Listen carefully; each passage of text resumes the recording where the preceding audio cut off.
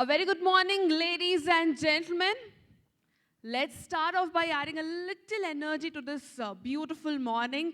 Can I get a response from all of you? A little louder. Good morning, everyone. Thank you so much. All right.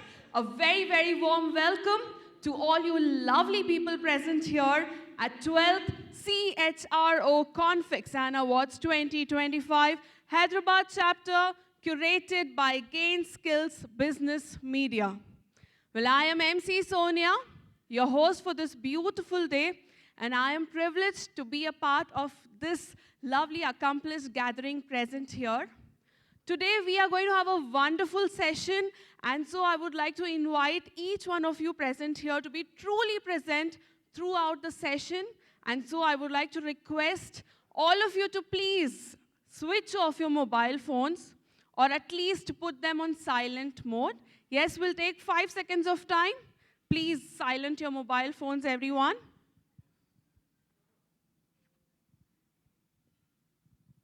Thank you so much.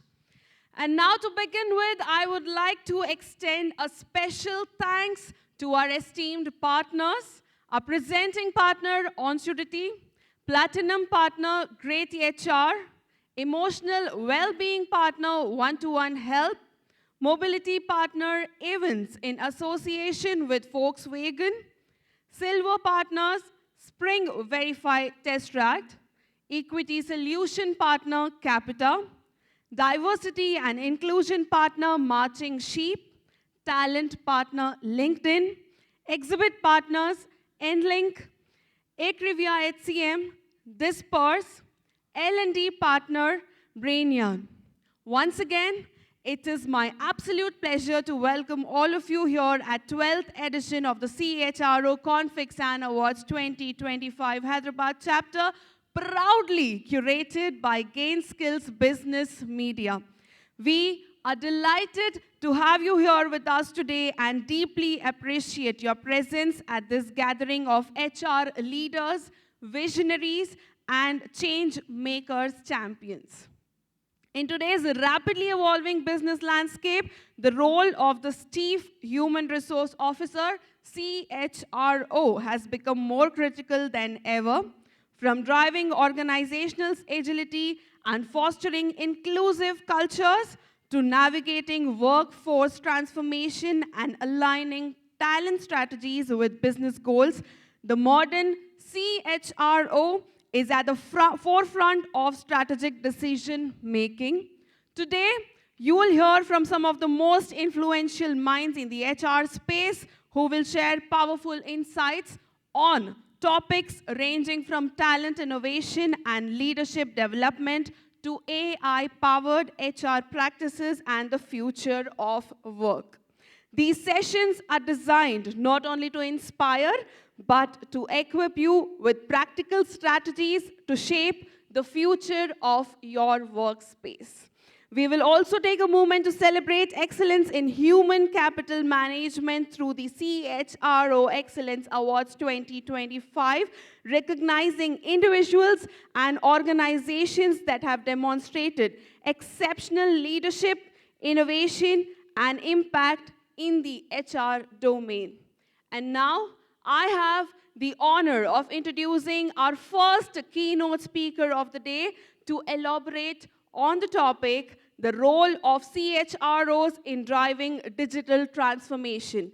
Please welcome Janani Prakaash, SVP Global Head People and Culture, Genzeon. Ladies and gentlemen, let me tell you all that Janani is a seasoned global CHRO, an ICF certified PCC executive coach with over 19 years of experience in HR leadership, including pivotal roles at Genzeon and Quantilla. With a background in engineering, she brings systems thinking and strategic clarity to building people functions, enabling AI in HR, and navigating complex transformations like M&As and culture scaling. Beyond the boardroom, Janani is a vocal and veena artist, yoga instructor, and a lifelong learner, blending structure with soul in everything she does. Her multifaceted journey informs her coaching approach, helping senior leaders navigate transitions with presence, reflection, and purpose. At the heart of her leadership is a quiet discipline and a deep commitment to continuous growth, anchored in self-awareness and a deep curiosity about life's unfolding possibilities. Everyone, with a very, very big round of applause, please welcome Janani Prakaash. Good morning, everyone. That was indeed a very kind introduction. Thank you. I was literally sitting on the edge of my chair thinking, what's coming next? Truly well put. I don't think I would have written about myself like this. But thank you so much for that, team. So the keynote is usually something that sets the stage for the remaining of the program, isn't it? So somewhere I find this opportunity to be a huge responsibility. So on that note, let's start with this conversation that we have, right? The role of CHROs in driving digital transformation. I want to know before we get started, just put up your hands. How many of you are from IT backgrounds? IT companies. If you work in IT companies, just raise your hands. Okay. Non-IT backgrounds? All right. So it tells me that I need to have my examples tailored to non-IT backgrounds. All right. Okay. So for people that have come from non-IT backgrounds, I think you must be looking forward for what is this digital transformation even more, right? Like maybe you must be hearing from your IT counterparts that they may be doing different things. I must just tell you, don't get frightened. It's just another tool. It's like washing machine at home. AI is in our laptop. That's it. If we just shift our mindset, I think half of the problem is solved before they occur, right? So on that note, first point that I want to allude is 70% of digital transformations fail. And the number one reason is not technology, but we all, people. Why? Because we all know how Kodak failed. We all know Kodak story. Everybody knows Kodak story. Give me a thumbs up, people.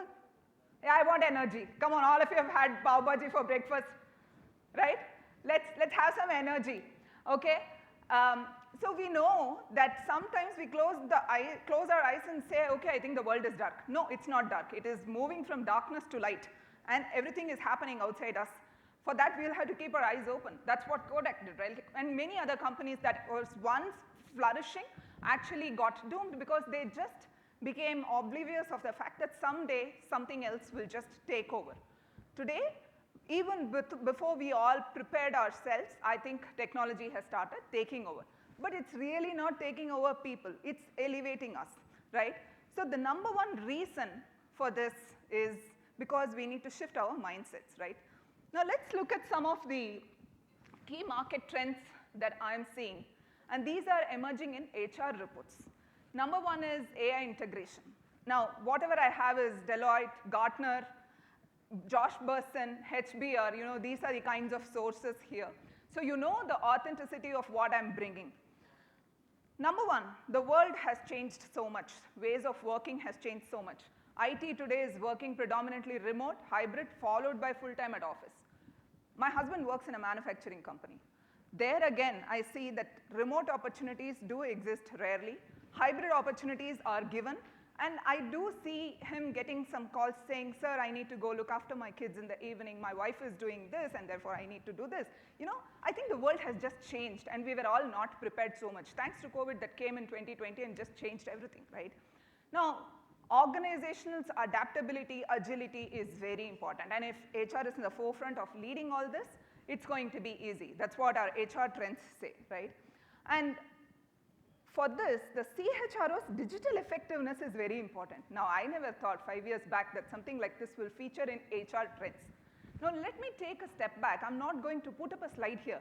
But if I look at the trends of, let's say, a chemical engineer or any other, like pharma, what's happening, or in manufacturing or automobile, what's happening, they're talking about getting the best out of people in a dispersed world. Look at it. We are talking about technology, and they're talking about people, right? So what has really happened in the industry? What has happened? 4 years back, Josh Bersin spoke about something called confluence of industries. Back then, we used to do banking only other than ICICI or HDFC. Nobody knew anything about digital banking. Yes, all of you with me?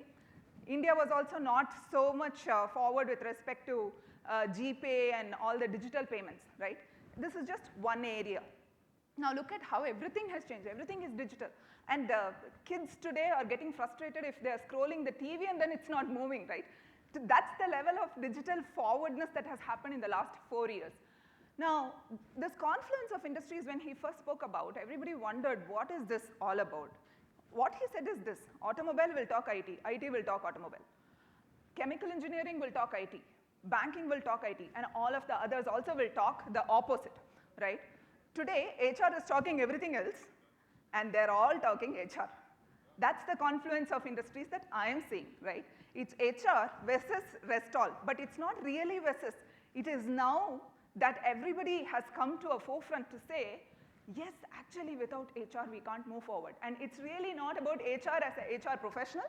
It's also a recognition of the fact that everyone is HR in some format, because the fight is not with humans, it is with AI and other technology, right? And it's not really fight either. You look at them as partners, then they're going to be your partners, right? So that's really how I see the world changing. On this note, let me ask you this question. And while she said keep your phones on silent, and I also want to urge you to not browse through your WhatsApp. Please open your phones, your browser, and then this link. Either you can go to your Google and do slido.com and then use this code, or you can use your camera to simply scan this. I heard that the internet connection here is awesome, so I'm sure this is going to work out well. So the question is, what's the biggest barrier to digital transformation in your organization? Now, because most of you are from manufacturing companies or from non-IT, right? Let me just put it that way, because I really don't know what are the other varieties of companies that I have here. Digital transformation is not very big. Moving from people doing certain things or manually doing certain things to moving to automation or machines doing, that's it. In fact, people that are non-IT have done it far beyond and for too many years. So you all actually have the system thinking already integrated in you. And if you're all HR professionals working for such companies, you all already have it in your DNA. So the first thing for us to conquer fear is to face it, right? If you're afraid of digital transformation, it's nothing, it's a big term. It's sounding to be a big term, but actually not very big, right? We have always done it. So as I see it, the poll is telling me that culture and mindset is leading the pack, skill gap is following, change fatigue. This is one thing I guess all of us are going through, right? Too many changes, just unable to grapple. So follow me on LinkedIn. I write some posts on yoga too. That's just as I mean, you just do certain things to ground yourself. That's what I meant to say. It's for humor. So culture and mindset really is the elephant in the room, right? We will need to look at how to navigate mindsets. And I will tell you stories as we move through this session. So this is your biggest barrier. We will see how we can manage this. What digital transformation really demands? I think I did touch upon this a little bit, but then it is really not an IT project. It's about reinventing how we think, how we work, how we grow, and therefore whatever is around that, right? On this note, I want to tell about an example that happened in a company, and I'm going to ask you all to guess which company it could be, okay? Here was this company that's situated in a different country. Now, there was the age group of the population in the company was growing rapidly, and jobs were also transforming. It's not an IT company, right? Here was a man who was working in a noodle factory of that company, okay? I'm giving you some tip. So you can continue your guessing. Now, this person had always had a long-term dream to work in the aviation industry, right? So at one stage, he came to the organization and said, I want to quit. I want to go for this. But this person was managing the entire shift, the production and everything in the night shift. Nobody else is apparently aware of whatever was done. I mean, somewhere we failed too, right? So there was a dependency, but not just dependency, there was some level of loyalty with the person too, right? That's how most companies were made earlier. So the company wanted to find a solution to do something in such a way that they can also keep him. So this company came up with something, an arrangement saying, your aviation work is going to be like 4 weeks, full work, then you'll come back for 4 weeks, no work. That's how the arrangement was in the company that he was joining, right? Like maybe he was paid for 12 months, but then he works only for 6 months. It's like marine engineers. 6 months they are in the ocean and then 6 months they are here, right? So 6 months practically that person is not doing anything. Similarly, in this case, 4 weeks here, 4 weeks there. So they said, you go work your passion for 4 weeks. You come back, work here for 4 weeks. For that, we will make you as an employee. We'll keep you as an employee, continue all your benefits, right? So you don't have to be worried. So you continue your passion, you continue to deliver for us. Which company was this? Very nice. What's the program name?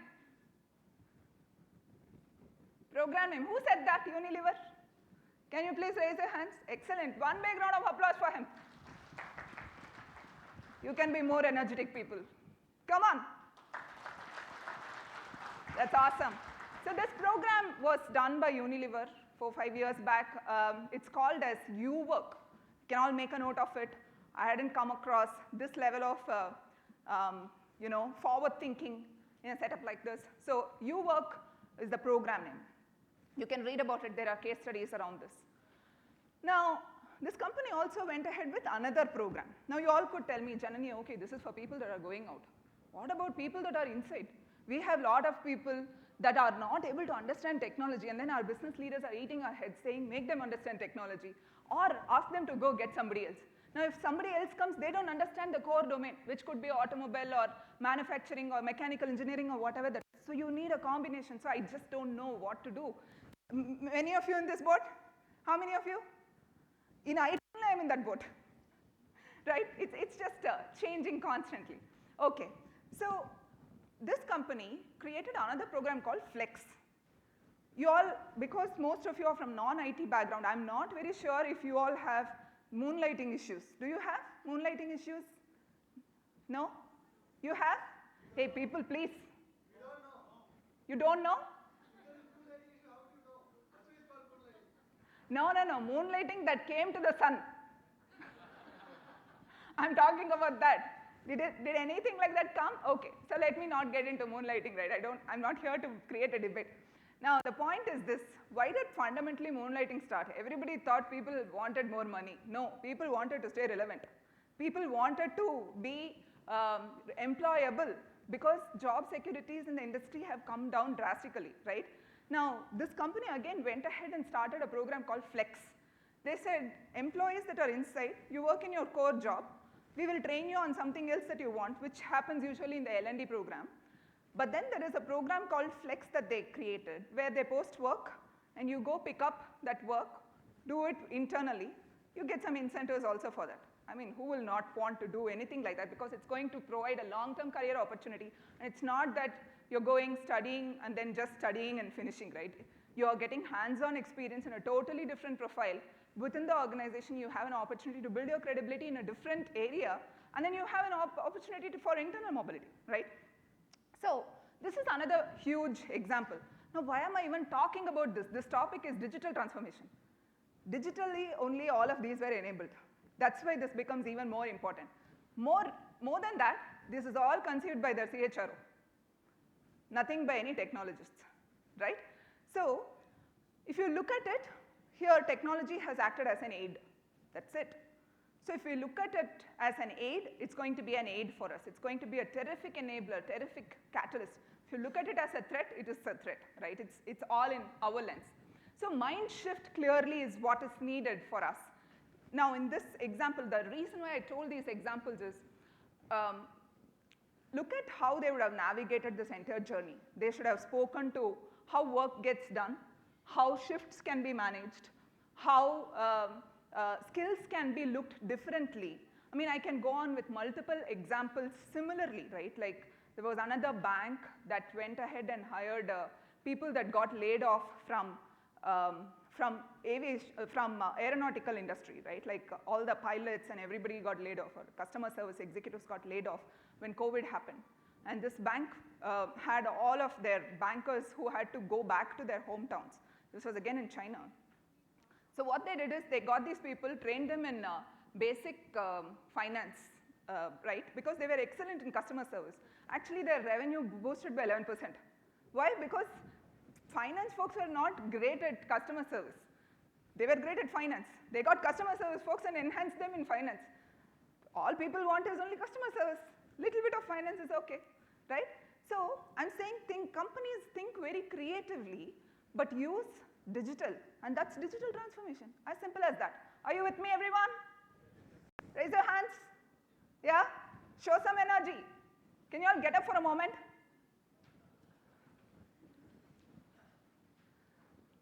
Okay, let's do this. Breathe in and up. And down. And laugh a little bit. Ha ha ha ha ha. Awesome. Please sit down.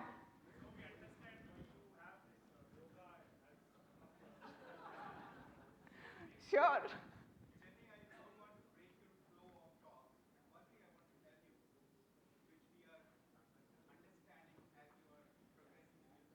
Yeah.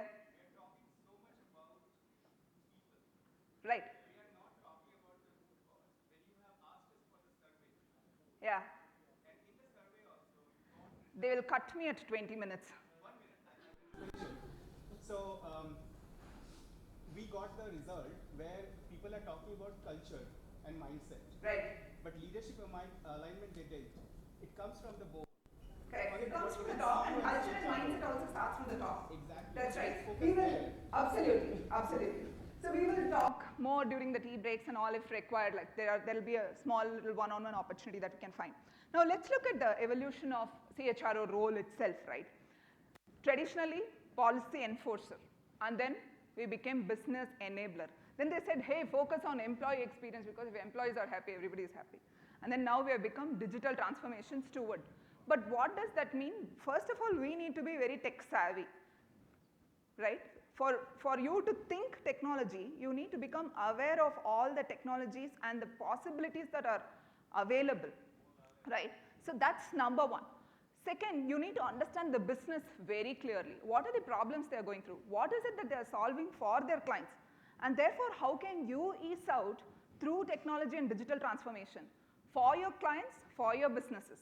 Obviously, the moment you're going to position this, the mindset that is currently a barrier will break. Are you with me? Yeah? And then you become the orchestrator of the culture change, because you're anyway an expert in it, right? So let's move to the 5 levers that I see that are very crucial for us for digital transformation. Number one is the leadership mind shift. I think we spoke about it a little bit.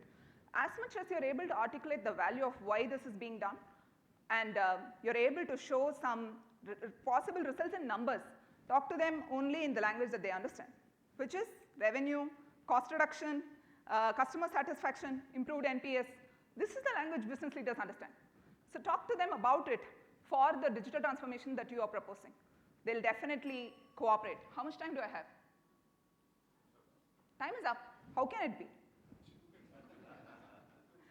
Skills and capabilities, right? Then culture as digital accelerator. Culture as digital accelerator is you need to have a safety net and then say, okay, make mistakes, it's okay. We will help you to move forward. That's really culture as digital accelerator, right? Then HR tech and analytics. You start showing everything as a role model from your side. Then personalize every experience. I think I gave you 2 examples already. Because I'm not going to have time, I'm going to ask you this question. Which lever do you think needs the most focus in your organization today? Leadership mindset shift, building future skills, culture as a digital accelerator, modernizing HR tech stack, personalizing employee experience. Which one?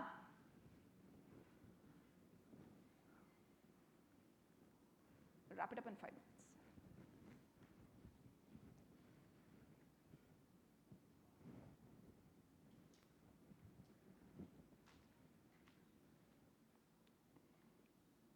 So while you're doing all of this, right, you can tell me, Janani, tell me a lot of examples. We can also read case studies. What's the point? Tell me, how should I learn? How should I navigate, right? As a HR professional, how should I navigate? I'm sure many of you could have that question. Yes, no? Raise your hands and tell me, do you have that question in mind? Yeah? So as simple as that, right? First, just go start using tools. Today, all your AI tools are free. This entire presentation is done with AI. GenSpark is the tool I used. It writes programs in front of your eyes, and then it creates the presentation. But then the brain behind the presentation is me, right? So don't outsource your thinking to AI. Outsource your work, the delegation to AI, right? Then it acts with you as a partner. The second big tip I'll give you is build relationship with one of the AIs. If you build that relationship, for example, you think, hey, it's a tool, I will use it and throw it. It will be like a contractor who will come for 1 week, do something, and then go. But if you're going to say, I'm going to work with you, Perplexity AI, all of you are aware, right? Perplexity? Everyone? Airtel is providing it free for 1 year, the pro version. Please avail it. Now, why am I saying this? Build that relationship with any one tool that you have a pro version, right? Which means you should go and have that interaction saying, hey, for me to get the best out of you, what all do you want to know about me? Right? Then it asks some beautiful questions. What are your values? How do you make decisions? How do you think? Would you like answers in brief or do you like elaboration? Right?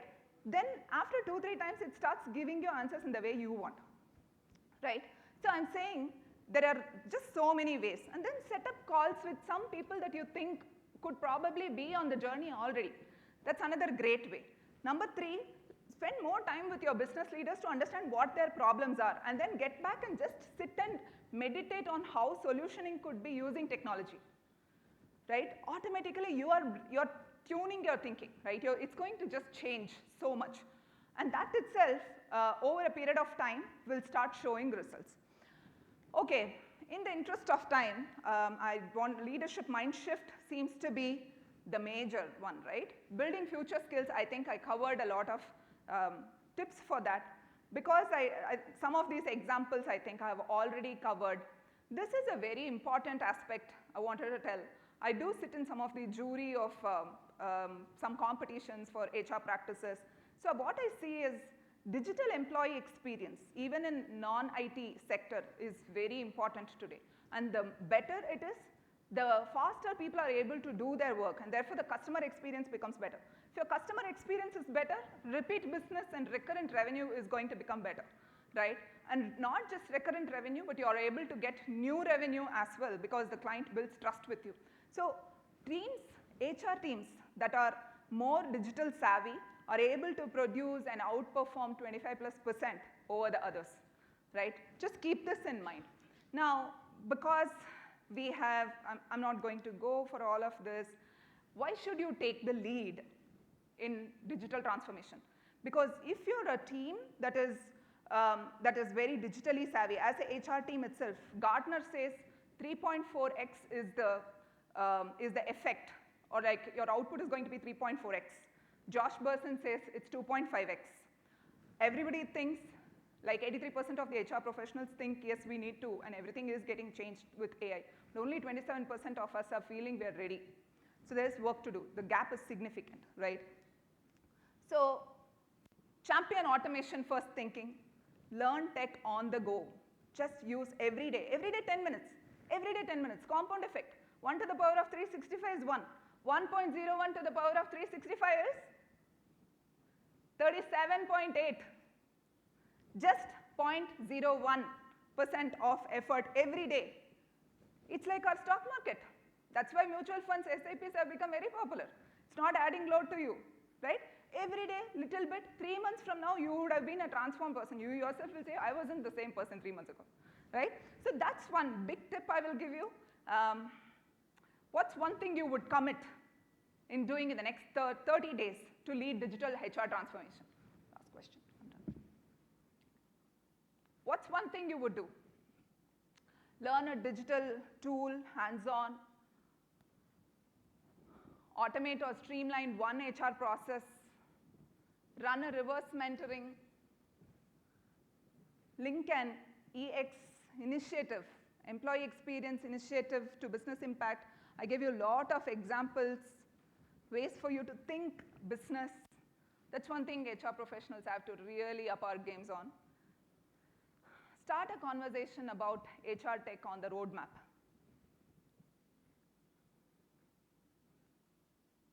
Awesome. Automate or streamline one HR process. Even that is very good. It could be as simple as exit process, onboarding process. Just do one, you will gain confidence. It's just about conquering the fear, right? Wonderful. Keep this thinking on as we move along and close. One word about the session. Just tell me whatever you felt. Did you find it useful? Did it make you think? Thank you. You can write it here.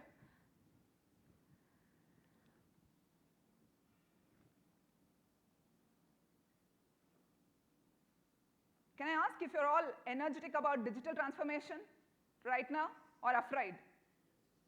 Energetic? Yes. Show it with some energy, people. Yes. How much more?